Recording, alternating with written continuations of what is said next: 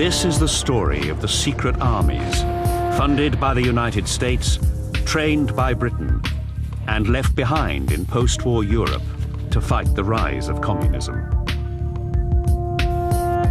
This is also the story of how they turned against their own people.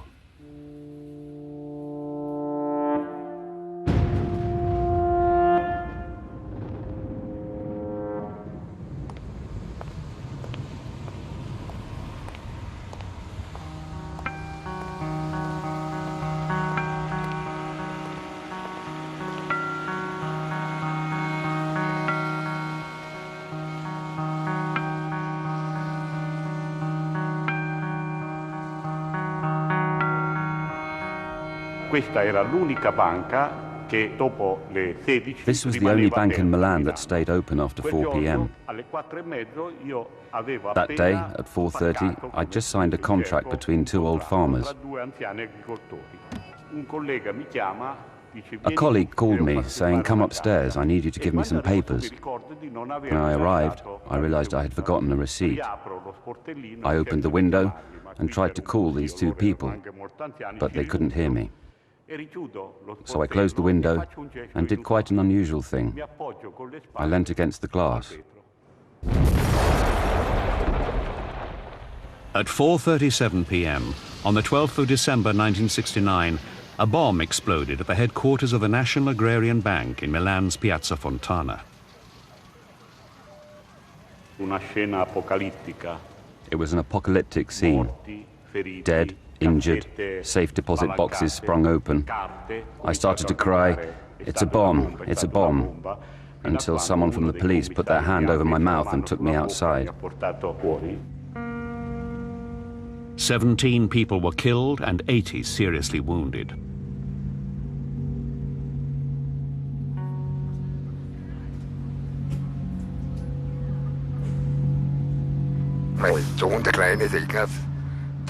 My little son Ignaz came home from his first day at school and asked me, "Dad, can we go to the Oktoberfest?" So I said, "Okay, let's go." They went on the ghost train, and my daughter, who was older than him, cried when she came out. So my son called her a scaredy cat.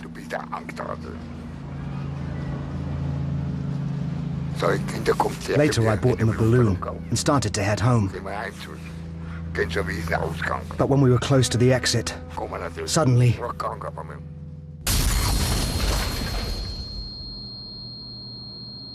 The bomb that exploded at the Munich Oktoberfest on the 26th of September 1980 killed 13 people and injured over 200.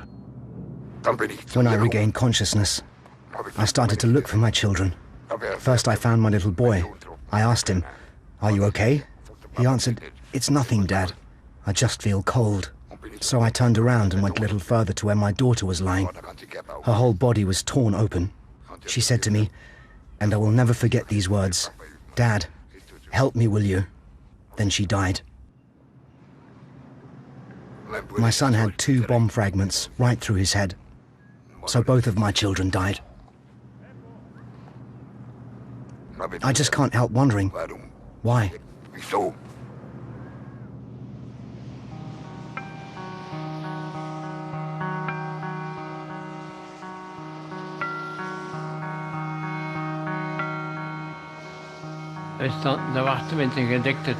The dinner was ready and we were waiting for my daughter and my son-in-law and their 2 children.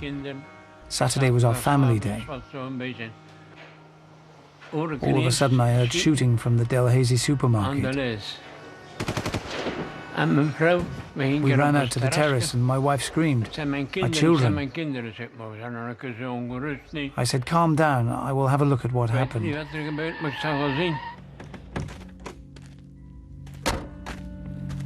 The doors to the supermarket were wide open and a crowd was pushing out.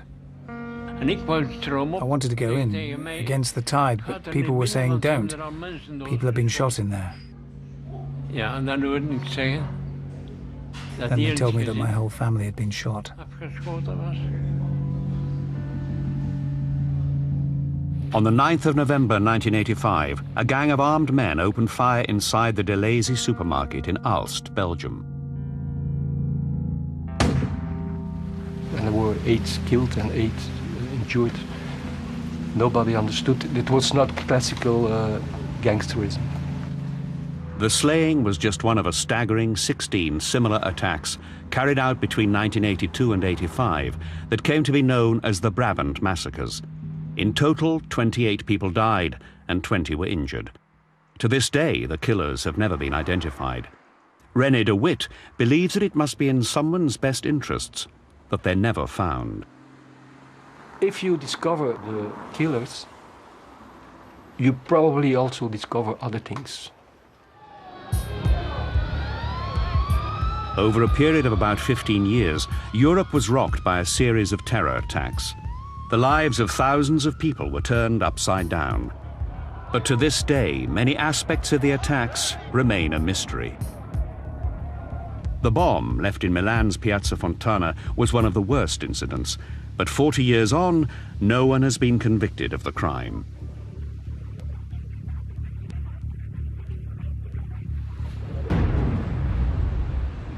Public prosecutor Guido Salvini has tried repeatedly to convict the men he believes were responsible for the bombing.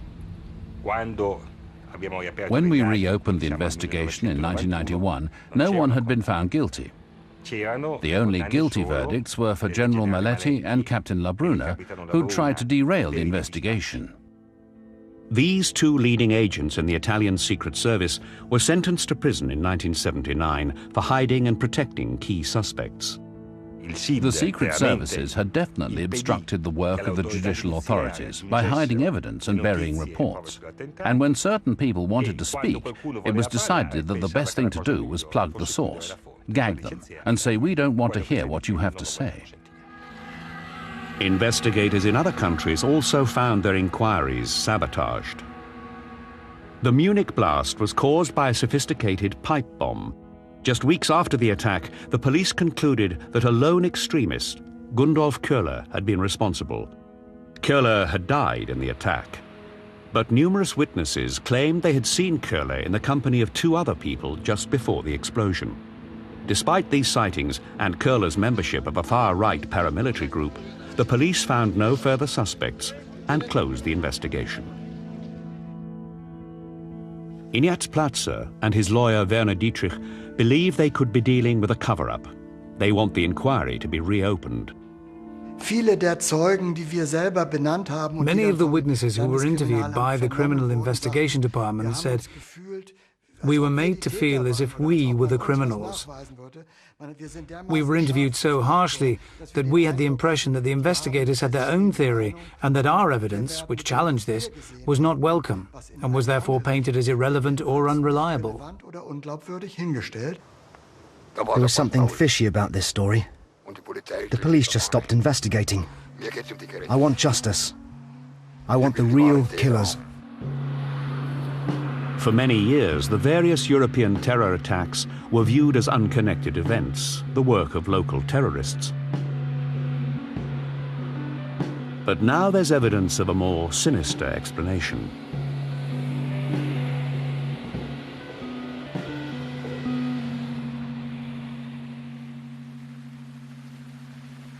A car bomb in Italy, not long after the Piazza Fontana incident, helps shed some light on the other terror attacks in Europe. In 1972, near Petiano, in the northeast of Italy, a blast killed 3 policemen. Eventually, investigators trained their sights on Vincenzo Vinciguerra and his right-wing terrorist group Ordine Nuovo. Public prosecutor Felice Casson spent 10 years investigating the attack. First of all, the extreme left was accused. And then, because this line of inquiry didn't hold up, the state accused small local gangsters. At a certain point, it became clear that the Carabinieri, the secret services, the police, and even the magistrate's office in Gorizia had all played a major role in trying to derail the investigation. Investigators discovered that members of the Carabinieri and the Gorizia Magistrate's Office had doctored and suppressed crucial evidence in a bid to implicate left-wing extremists. It was the entire apparatus of state that covered up the movements of these neo-fascists who carried out this massacre.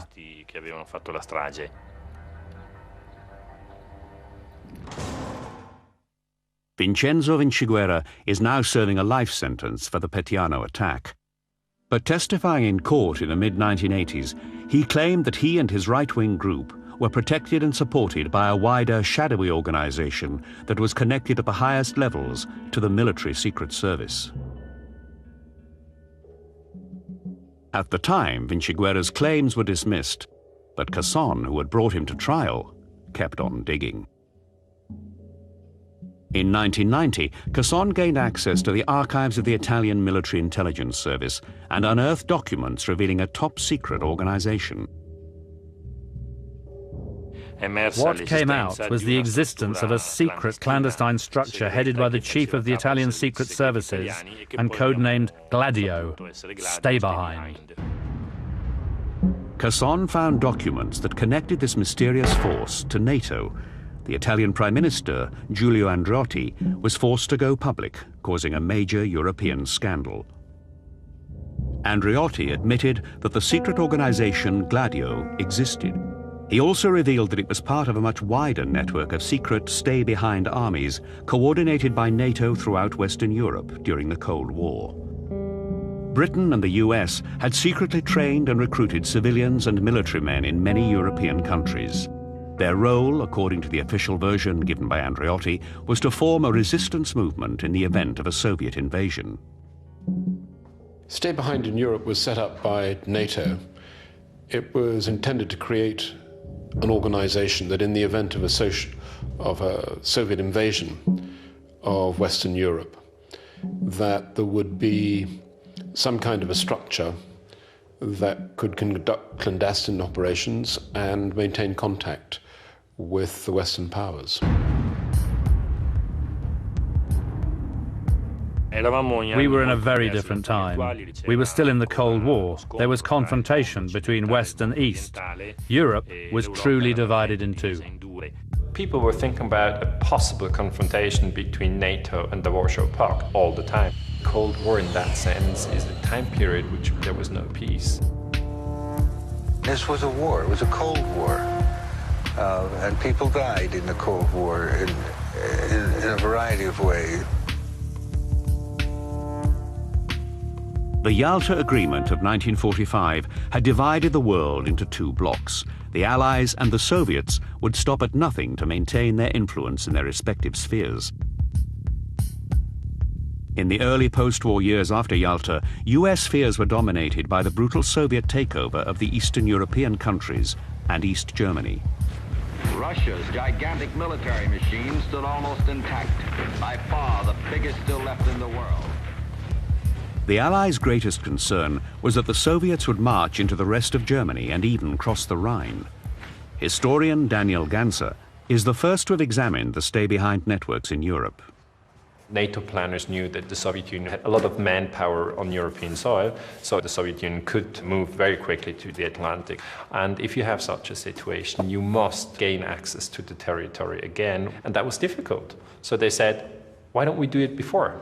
Okay, we set up arms caches, we put guns and munition and gold and whatever you need into these arms caches, and we have people already trained who know each other. And these people then can become active in case of a Soviet invasion as a guerrilla. In very straightforward terms, an organization, once it had been created, would nominate trusted individuals who would be recruited to participate in Stay Behind. They would then undergo training, and some of them would come to England. They would go to Fort Monkton, which is the SIS training facility just outside Gosport, and there they would be taught tradecraft, clandestine communications, exfiltration, infiltration techniques, and then once they had completed the course, they would return to their normal activities. Most likely they would be reservists.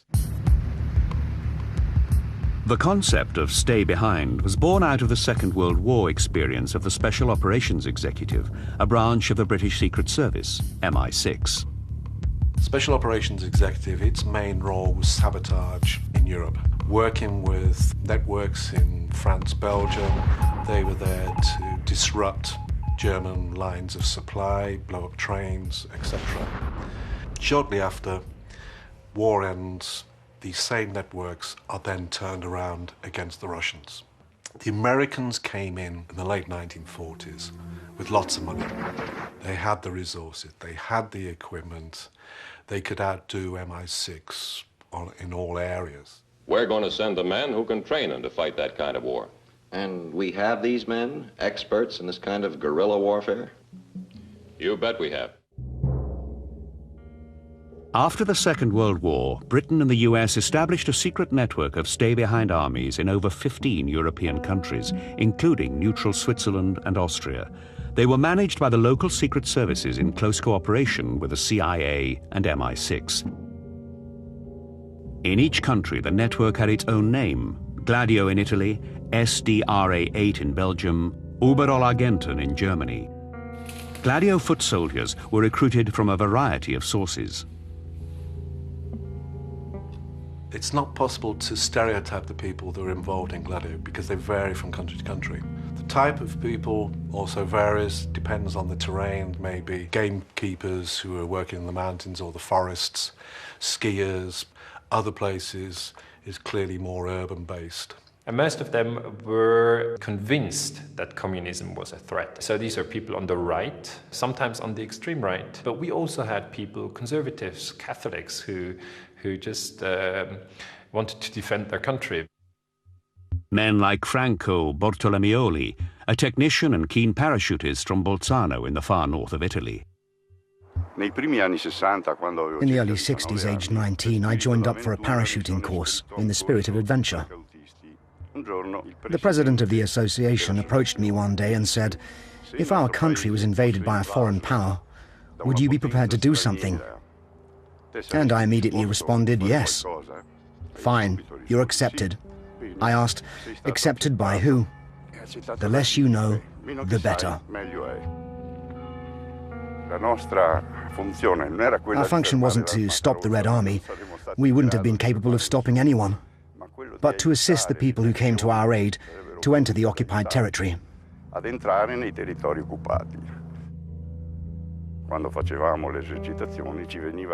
When we trained, we were told that on a specific day at a specific hour, a plane would arrive and it would drop 1 or 2 teams of soldiers, English or Americans, special forces, who would have to take action. It was hypothesized that perhaps they would have to overrun a barracks belonging to the invaders. All kinds of people were recruited to the paramilitary groups in a tradition established by the Allies in the years immediately after the Second World War. They took seriously the old adage that the enemy of my enemy is my friend, even enlisting prominent Nazis to the anti-Soviet cause. One of them, the SS spy master Reinhard Gehlen, would become the founder of the first post-war German secret service, which would later oversee the country's stay-behind network. In the early years of the Cold War, no one did more than Gehlen to feed US fears of a growing Soviet menace. President Truman poured millions into a variety of covert operations and intelligence programs to counter the communist threat. America's National Security Act of 1947 provided the legal foundation for covert action and what was termed unorthodox warfare. The strategy was carefully outlined in the National Security Council Directive 10/2. It would greatly influence the way the American Secret Services operated. NSC 10/2 says that all means must be used, including setting up secret armies, including manipulating the population with fear or propaganda, and that a lot of money must be poured into this. The 1948 communist coup in Czechoslovakia, the Berlin blockade, and the outbreak of war in Korea did much to nurture American fears of a Soviet invasion in Europe. Suspicion spiraled on either side of the Iron Curtain. And behind the official face of NATO, the drive to organize and establish the secret stay-behind networks in Western Europe intensified. In the years after the Second World War, the communist parties in Western Europe made huge gains in popularity. Their relationship with their Soviet comrades was of great concern to the United States. At that time, Peter Sickle was head of the CIA office in Berlin.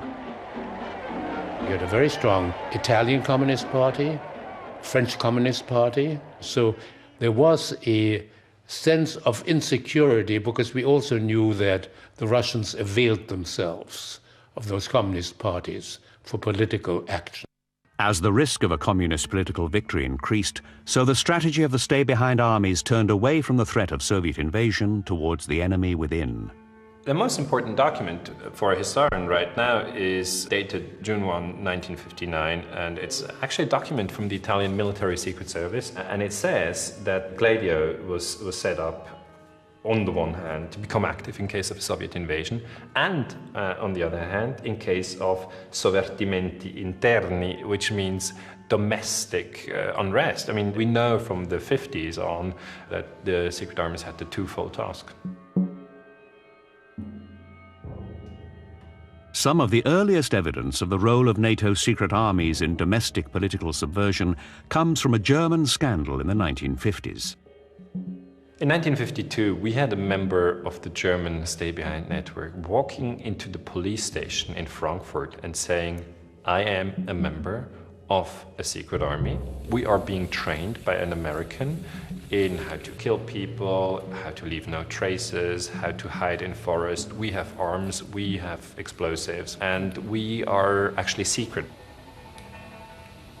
Adenauer was incensed that things like that were being done by the Americans without his knowledge. And it was not that I objected to it being done, but I would have been somewhat more careful in my choice of people. The man who walked into the police station in 1952 was Hans Otto, a former SS officer. He had grown alarmed by the direction his stay-behind unit was taking. His testimony led to the discovery of a secret training center deep in the Hessen woods in central Germany.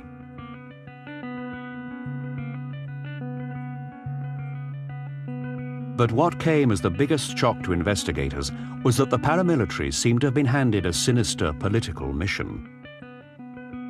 They had lists of people whom they wanted to kill, respected members of the community. And we always wonder, assassinated in case of a Soviet invasion or assassinated in case of a domestic change of power. And at that point, everybody thought there would be a very thorough investigation of the German stay-behind. But no such investigation followed. After some deft diplomacy between the US and Germany, the 100 alleged conspirators, all right-wing extremists, were released. The case was quickly closed and forgotten until a new scandal hit the headlines 30 years later. Just one day after the Oktoberfest attack, the police discovered that the suspected bomber, Gundolf Köhler, who had died in the blast, was a member of the neo-Nazi paramilitary organization Wehrsportsgruppe Hoffmann. Gundolf Köhler was interested in weapons and explosives. He'd also been like that within the Wehrsportsgruppe Hoffmann. Immediately after the attack, the police searched his parents' house in Donaueschingen and found what they described as a bomb factory.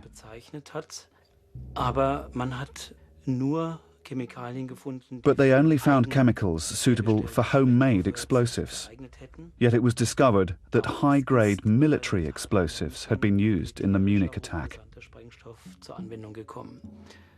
One has to ask oneself how he got hold of this kind of explosive. In the days that followed the bombing, the police interrogated some of his comrades. These people, during interrogation, said, "We had our weapons and the explosives from another right-wing extremist, and his name is Heinz Lemke." And the funny thing is, this was never investigated.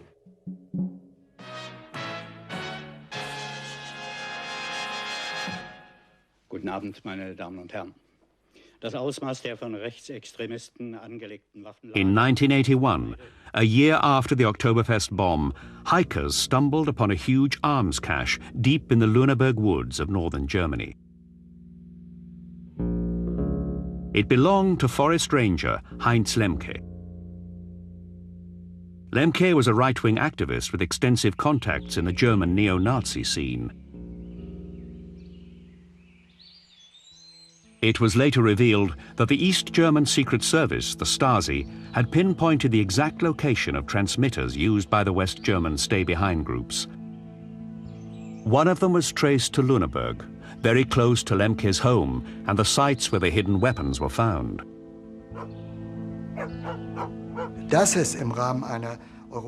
Weapons caches such as these were in the remit of a European strategy. That much is proven.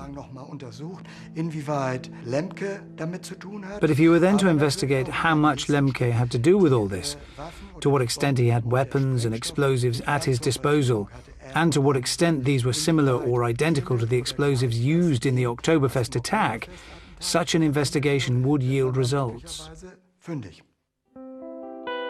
After his arrest, Lemke told investigators about the existence of a further 30 arms caches.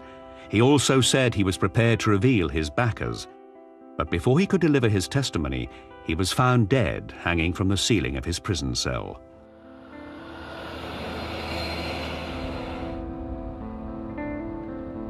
His death provides a chilling link to the Brabant killings in Belgium. Evidence there also points to a link with a paramilitary organization. Police Commissioner Eddie Voss has been investigating the Brabant killings for many years. We found out that there was a specific modus operandi, and that each person in the gang had his role. There was one guy that started shooting right away, and the way he fired and the way he positioned himself made me think of someone who has been trained in how to handle a gun.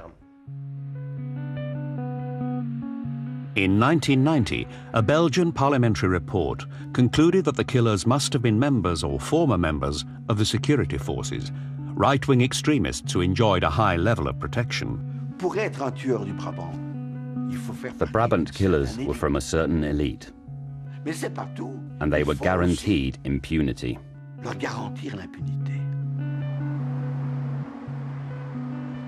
When a commission of inquiry tried to establish concrete links to the Belgian stay-behind army, SDRA-8, the head of the military secret service refused to disclose the names of the stay-behind soldiers. Evidence was found of a link to a neo-Nazi network called Westland New Post, or WNP. Their leader, Paul Latinus, confirmed that he had been asked to assemble a group of anti-communist paramilitaries. He refused to say who had ordered the mission, but he later claimed that he had been in the pay of US Secret Services. There were many similarities between the stay-behind network and the network created by WNP. There were a number of soldiers and ex-soldiers in the WNP who believed they were working for the state or considered themselves agents of the state. Shortly after the last of the Brabant massacres, Latinus was arrested. But before he could talk, like Lemke in Germany, he was found dead in his prison cell with a telephone cord around his neck. But why would secret right-wing armies terrorize peaceful countries like Belgium, Germany and Italy in the heart of Western Europe? The answer lay in a shift in Cold War thinking. The end of the Cuban Missile Crisis of 1962 brought a kind of stability to the Cold War. A conventional Soviet invasion of Western Europe no longer seemed likely in the face of a stalemate in which East and West held each other in check with nuclear missiles. America was now determined to build up and expand its bases in Europe, and Italy was a key site. But Italian politics were unstable. The left was still gaining ground and had the potential to upset Washington's plans. Richard Gardner worked in Italy on behalf of various US administrations for over 20 years. Italy was a key element in the southern flank of NATO, and the Communist Party of Italy opposed every practical measure to strengthen NATO. So there was concrete evidence that Italy could not be a good NATO ally if the communists took control. The nuclear stalemate and the rise of domestic communism saw the purpose of the stay-behind armies revised. The CIA was beginning to realize that these stay-behind operations were of no significance, except that they served as a network to keep strong anti-communist people together and to keep them motivated. It was almost like a club, a fraternal organization. In 1965, the creme de la creme of the Italian right and the secret services met in a luxury hotel in Rome. This meeting of what was known as the Istituto Polio would radically alter Italian society. It wasn't just far-right extremists there, but also political scientists, researchers of Revolutionary War, and officials of the Chiefs of Staff. So there were many who believed that you needed to take preventative action against communism with all means available. At Istituto Polio, the head of the army and the military secret services said very clearly what they wanted to do. They spoke of the fourth dimension of war. After the first phase of the ground war, the second phase of the Navy, the third phase of the Air Force, the fourth phase is the phase that deals with the conquest of the hearts and minds of the population. This is the war that was fought, and is still fought today, by means of low-intensity conflicts, even by means of what we define as terrorism. Many different groups took an active role in this fourth phase of the fight against communism. Among them was the Italian stay-behind network GLADIO, parts of which now became directly involved in domestic political subversion.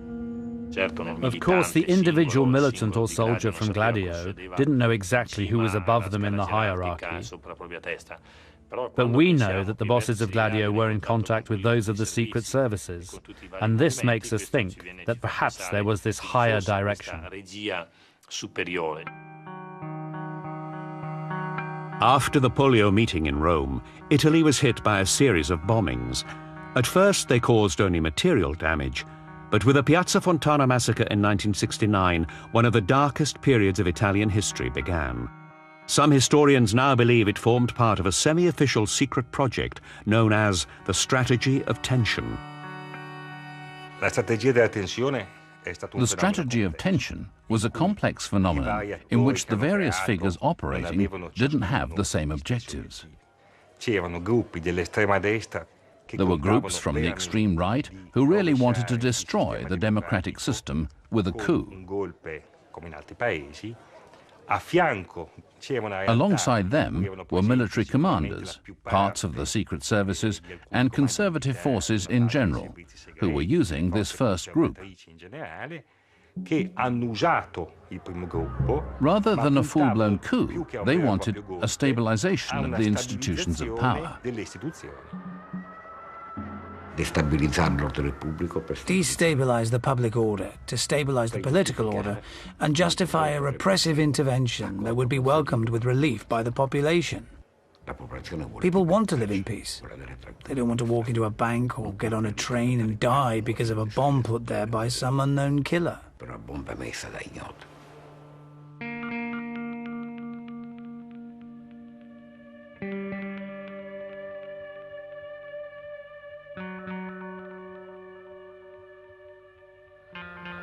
In Belgium, Police Commissioner Eddie Vos has come to a similar conclusion. He suspects the Brabant attacks were designed to create widespread fear. Here in Belgium, we had soldiers in nearly all the car parks of the big supermarkets. We had to do our shopping with 2 snipers on the roof. We were extremely frightened. And that fits into this strategy, which was an important element of terrorism. Belgium was scared. Once fear has been instilled in a population, you can make them do anything. The Brabant killings in the 1980s took place at a time of political unrest in Belgium. Tens of thousands of demonstrators had taken to the streets to protest against US plans to station new nuclear rockets on Belgian soil. It was a very troubled period in Belgium. We had hundreds of thousands of people on the streets demonstrating against the installation of missiles, and not everyone was happy with that. People realized that Belgium was the slack belly of NATO, and we had to prove to the American big brother that we were serious.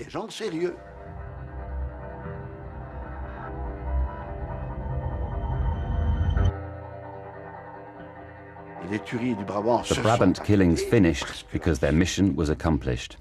The emotional shock was enough to enable the Belgian state to shake off its lethargy and strengthen itself. That's it. In Germany, the Oktoberfest bomb also exploded at a crucial moment. The governing Social Democrat Chancellor, Helmut Schmidt, was perceived by some as being too weak to handle the left-wing terrorism of the Red Army faction and the growing anti-nuclear movement. According to press reports, elements in the Secret Service were determined to bring hardliner Franz Josef Strauss to power. Investigators suspect that elements within stay-behind and far-right organizations use the strategy of tension to break the left and encourage a population cowed by terrorism to keep reliable centrist governments in power, but not in Britain. But the Security Service in the United Kingdom is an independent organization and cannot participate in partisan politics. There are plenty of people who've worked in the security service on the left, and I would imagine that any participation on the right has been purely in terms of penetrating political organizations. The security service had no brief, and as far as I know, never sabotaged political organizations. The interference of foreign secret services in European politics is hard to prove, but there is some evidence from the Piazza Fontana inquiry. Perhaps the most interesting discovery we made during the investigation was the relationship between the cells of Ordine Nuovo, the extreme right-wing group from Veneto, and the American bases situated in that region. I visited our station in Rome in September, October '69, and the chief of station told me that he was having some problems with naval intelligence, which wanted to run some operations in Italy, some clandestine operations, and he seemed annoyed. And he said that I told him I don't care if they run any operations, just as long as they don't interfere with any of CIA's work. While investigating the Piazza Fontana bombing, prosecutor Guido Salvini established the involvement of Carlo Di Giglio, a terrorist with the far-right paramilitary organization Ordine Nuovo, and an informant for US naval intelligence.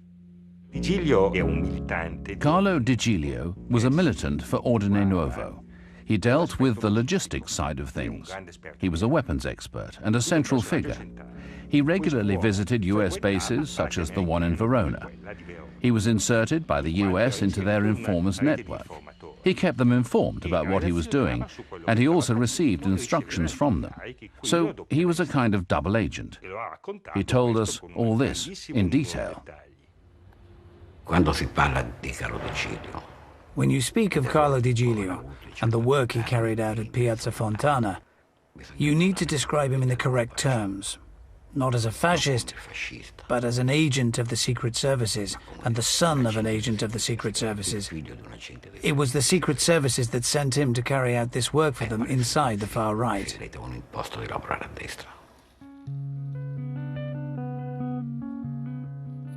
Di Giglio reconstructed for us all the stages that led up to the Piazza Fontana. He told us about a cottage where he prepared the bombs, and he told us bits about Piazza Fontana. But not everything, because as a technician, he observed the preparation of the explosives, but he remained behind when the car with the bombs started its journey to Milan.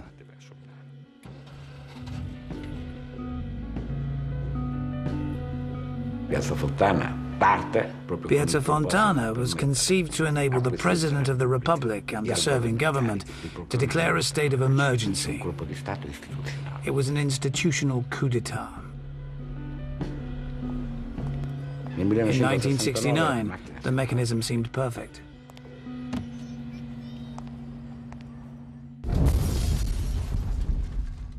Immediately after the Piazza Fontana bombing, a left-wing anarchist, Pietro Valpreda, was blamed.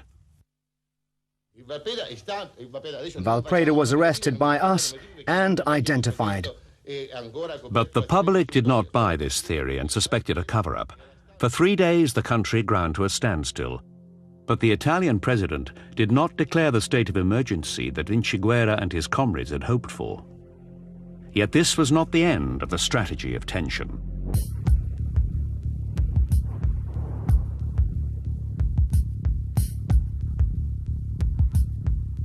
Over the following decade, the Italian people were tormented by a series of terrorist attacks. The violence reached a climax in August 1980 with a bomb at Bologna station that killed 85 and left over 200 injured.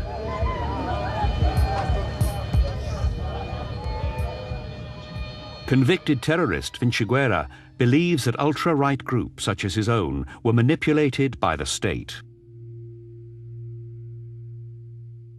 I disagree when people say that the massacres in Italy were carried out by fascists. I oppose it because all those attacks were carried out by men who were working for the state apparatus. They were all connected to that apparatus and were always protected and hidden by it. Despite more than 20 trials, almost all those accused of involvement in the terror attacks have escaped jail. Men like Gianni Maletti, a leading agent in the Italian secret services, who was convicted of protecting Ordine Nuovo terrorists but fled to South Africa before serving his sentence. Or Delfo Zorzi, who is believed to have planted the Piazza Fontana bomb and who now lives in Japan. I was convinced for years that you can make mistakes in good faith. In the end, I've made mistakes myself belonging to this organization. But at a certain point, you have to tell the truth. In Italy, many of the terror attacks are still unsolved. For the Piazza Fontana murders, we still haven't found anyone guilty from a judicial point of view, even if the truth is in the thousands of documents collected by the Commission of Inquiry into the attacks.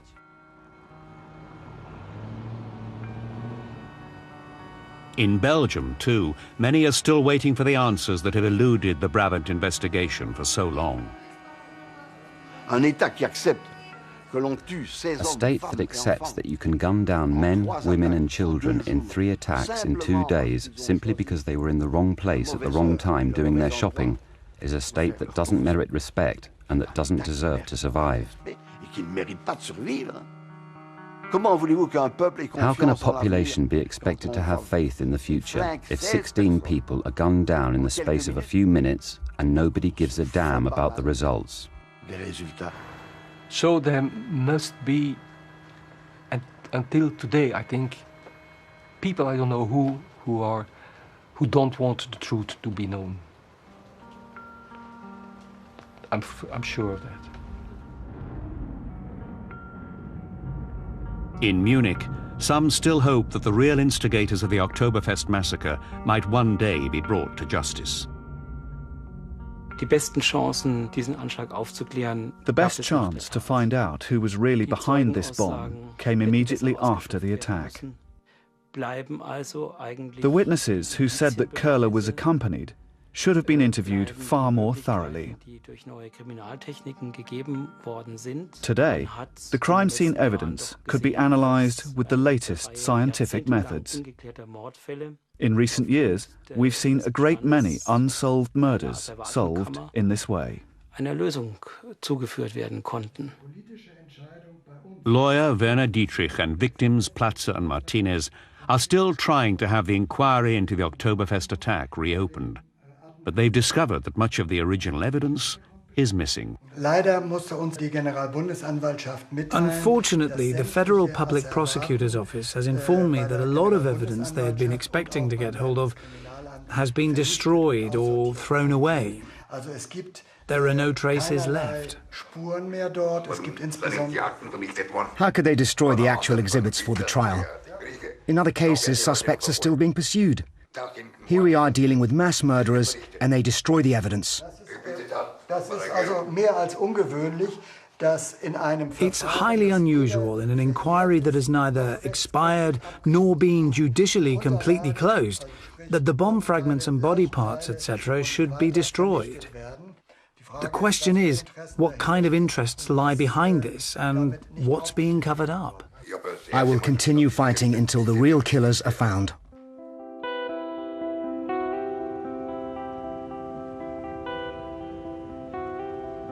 NATO's secret army is an unfinished story. In November 1990, the European Parliament condemned GLADIO and Stay Behind, requesting full investigations, which have yet to be done, and the complete dismantlement of these paramilitary structures. But 20 years on, there's no real proof that these secret armies have been disbanded.